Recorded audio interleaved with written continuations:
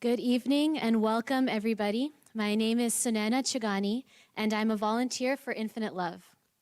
We are all so excited to be able to share this evening with all of you and to invite Mr. Neale Donald Walsch tonight. I know I speak on behalf of all the volunteers when I say this is really a dream come true. And so I'd like to take a moment to thank the people who helped us make this event a possibility. La Quinta Inn and Suites, the Wadwani family, Doctors Hospital at Renaissance, and Dr. Yara at Valley Heart Consultants. On behalf of Infinite Love, thank you so much for your support.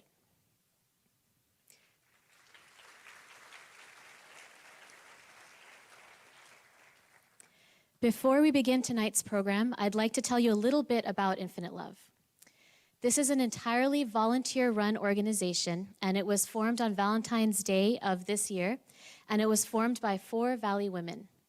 Today, it has grown to an extensive network of volunteers who are dedicated to its mission of service and fostering inner growth. We serve cancer patients, we provide meals for those who do not have homes, and we meet every week to share food and meditate together. And the volunteers are the backbone of this organization. They cook, they serve, they look for sponsors, they spread the word, and they really are what makes Infinite Love what it is. So I'd like to take this moment to ask all the volunteers to please stand up and be recognized for the work that you do. So if you're out there, please stand up and be recognized.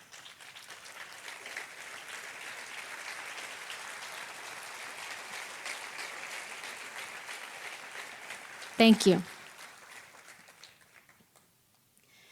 At the core of all of Infinite Love's activities is one strongly held conviction. It's the conviction that we are all interconnected to each other at a deep and profound level. So if this is true, it means that when I go out to help other people, I'm also actually helping myself. For example, if you join us at the park to provide meals for those who do not have homes, you'll notice something beautiful happening.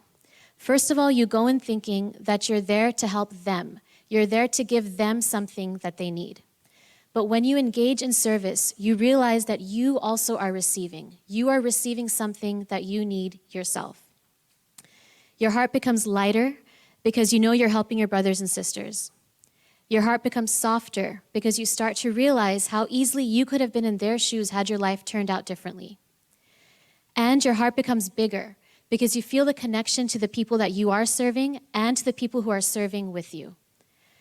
So the roles become blurred. It's no longer clear who's the giver and who's the receiver. We end up serving each other. Now the flip side is also true.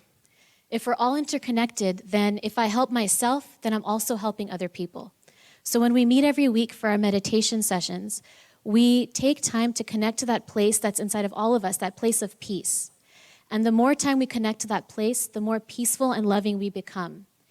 And this ripples out into our environment. It makes the world and our society a more peaceful and loving place. In fact, tonight's event is to help us raise money to continue our outreach in the community, to serve the community, but it's also part of our mission of fostering inner growth. We hope that Neale Donald Walsch and others who we hope to invite to the Valley in the future will speak words that touch you and help you become a more peaceful and loving person. The program you received as you walked in has a notes page for you to take notes of anything that you find important or interesting. And also, if you want an audio copy of this lecture, we are recording it, you can fill out the form that's in your program and turn it into one of the volunteers that are at the bookstalls outside before you leave. And finally, if you're moved at all by the work that Infinite Love is doing here in the Valley, I encourage you to reach out and contact us. Our contact information is in the booklet as well. Reach out to us, contact us, and find out how you can also become part of this beautiful community of people. Now, before we introduce our main speaker for tonight, we have a treat for you. We have with us someone who has gone through the darkness of trauma and who has come out shining. This person learned a lot about life from this trauma and learned to take it less seriously. So much less seriously, in fact, that he started a side career in stand-up comedy. Vik Shivdasani has an incredible story and some really great jokes to share with us tonight. So please join me in welcoming to stage the very funny Vik Shivdasani. Hey, what's up, everybody? So I just want to make a stipulation real quick. Sunaina actually got it wrong. I do sit down, not stand up. It's a little bit different. Valley people, how are y'all doing tonight? Y'all doing okay? You know, I actually grew up here in the Valley, and I'm actually Indian. But people always thought I was Mexican because I'm brown. So I always got to explain to them that I'm a different kind of brown, you know. Turban, not sombrero. Curry, not carne asada. Red dot, not wetback. That's my Mexican joke. All right, guys, I know what you're all thinking seeing me up here, but I'm not really handicapped. I'm just really lazy. Or at least that's what I tell people. See, people always feel the need to come up to me and be like, hey, man, what happened? Why are you in a wheelchair? And my favorite are like the old Indian people who are like, so, what is wrong with you? So I'm like, man, nothing's wrong with me. I just got tired and wanted to sit down. Then I got lazy, so I added wheels. And now I can bring my own chair everywhere. It's genius. One time this dude came up to me and was like, hey man, what's your handicap? I was like, what? I don't know. I don't even play golf. But seriously though, I used to walk and now I've been in a wheelchair for 6.5 years. And it's been a tough transition. Like I've really had to adjust my lifestyle, you know, because I'm shorter now. Thanks for the sympathy laughs on that one. For those of y'all not laughing, you know people, you can laugh. It's not like I'm gonna run you over or anything. Well, run would be a poor word choice. But some people are hesitating, like, is it okay for me to laugh at this? Yes, it's okay. But only when I say it. So as I was saying, I've been in a wheelchair now for 6.5 years. When I was 22 years old, after a night of partying, I fell off my 3rd floor apartment balcony, which left me paralyzed from the waist down. Oops.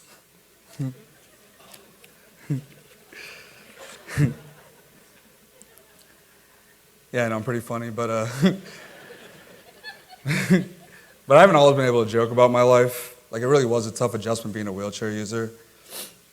Like I had to learn how to do everything again. When I say everything, I mean everything. It was hard. This wasn't my plan. I was finishing my last year of college at the University of Houston when it happened. And my plan was just to graduate and get a job like everybody else.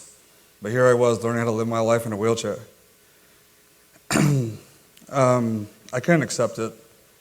I did a lot of research, traveled all around the world to try out different therapies, treatments, remedies, and exercises to help heal me. But nothing worked. Failed treatment after failed treatment, I kept persisting. I thought the more I tried, God was eventually going to reward me for my efforts. I spent 3 years trying to find a solution to my problem, but my efforts were getting exhausted. I felt defeated, and I felt that like I contemplated if life was worth living anymore. I had now hit rock bottom. When you hit rock bottom, you have 2 choices: to live or to die. To live meant to accept my situation and not let it hinder me living life. To die meant to do nothing and just drown in my sorrows. I chose to live. I was so attached to my life before my accident, and now I had to reach acceptance and let it go. However, I realized I only had to accept today, not forever. By accepting today, I can live my life day by day, moment by moment. I have no idea what's going to happen in my future. I'll never limit my possibilities. But acceptance was just the first step. I now had to figure out how I was going to move forward. There were so many things that I wanted to do, and I didn't know if I could do them. I had so many fears about what could be possible now. For example, I was living here in McAllen with my parents at the time, and I wanted to live on my own. I mean, don't get me wrong, I love my parents and all, but I don't want to see them every day. And I really wanted to be independent again, as I once was as an able-bodied. But could I be independent as a paraplegic? Well, in August 2010, I decided to give it a shot. And I moved back to Houston, Texas, a city that I love so much. And I'm still there, So it was possible. But I wouldn't have known it was possible if I didn't develop the courage to go for it. And in knowing this, I realized that fear is the only thing that can hold me back if I let it. I define fear as the limitations that I put on myself about what I think can be possible. It's comprised of two elements, regret and worry. To regret means to fear something that has already happened. To worry means to fear something that may or may not happen in the future. So it was evident to me that if I wasn't regretting the past or worrying about the future, I'd be living in the moment. I define living in the moment as being free of fear.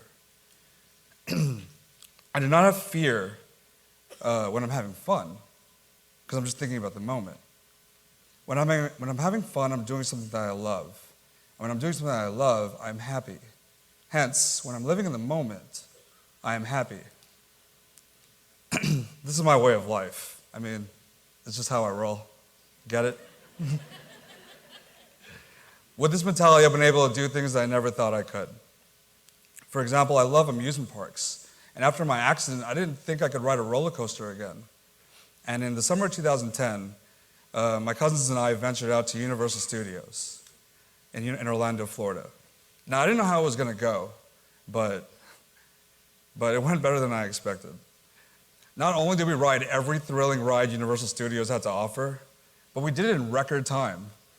Because I was able to cut in front of every line thanks to my wheelchair. Yeah. Being able to do this made me want to do more crazy stuff. A year later, I celebrated my 5th cripple anniversary. On that day, I said, 5 years ago, I fell off a balcony. Today, I'm going to fall off a plane. And I went skydiving for the first time ever. And I recommend it to everybody that's interested. Today, I'm an apartment locator in Houston. My website's gohomewithvik.com. In a hurry to relocate? Need a quickie? I work fast. Gohomewithvik.com. I'm also a wheelchair basketball player. I've started doing comedy and now motivational speaking. This is what I'm about. Thank you. This is what I'm about. Doing the things that I want to do, living my life to the fullest and on my terms. And I pretty much have a good time all the time. Yeah. And my message to you is that you can be happy no matter what your situation is. I have a quote here that I want to tell you guys. It's by Mr. Neale Donald Walsch, who you're going to be seeing in a minute here. He says, "You can be happy right now. Not tomorrow, not in 10 minutes, but now. You can be happy right now. Happiness is allowing yourself to be okay with what is, rather than for wishing for what is not. Obviously, what is what is supposed to be, or it would not be. The rest is just you arguing with life. Somewhere along the way, you will have to learn to just trust life. Why not start today?" Before becoming a writer, Mr. Walsh suffered a series of crushing blows.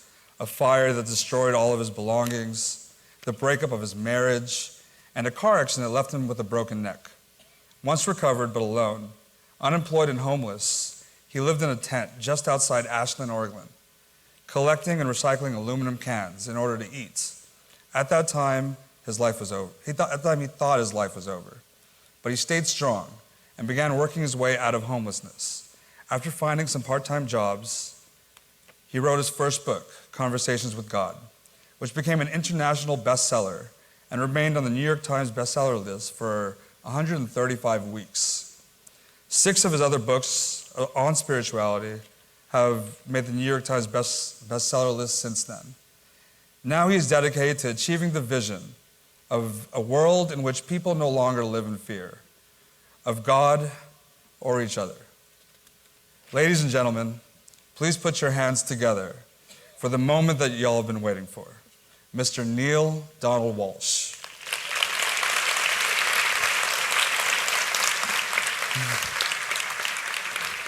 Did that go okay?